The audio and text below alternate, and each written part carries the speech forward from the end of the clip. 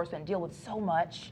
Yeah. They don't know what they're going to arrive to when they go out to these calls. And first responders in our city are now learning how to work with people who are going through a mental health crisis or even battling addiction issues. Atlanta News First Madeline Montgomery is at Atlanta Metropolitan State College, where she spoke with the chief of police about why this kind of training, Madeline, is so important.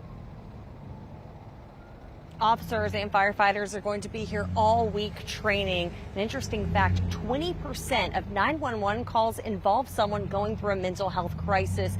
And according to the police chief, that's why it is so important to be able to identify if someone is going through that kind of crisis and how to de-escalate that kind of situation. Just last month, an Atlanta police officer saved a man going through a mental health crisis who was threatening to jump from an overpass sign. The officer credited his training with knowing how to respond. Atlanta police officers train in mental health as much as they do with how to use their firearm. We need to create more opportunities for access to care.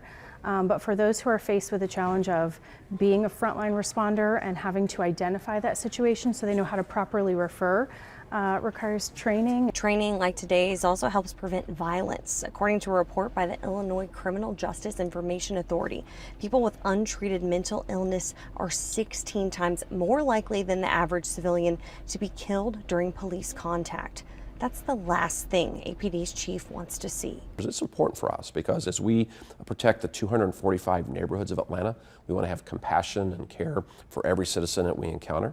And when you're a department that last year alone responded over 9,000 mental health emergencies right here in the city, this training is key to that.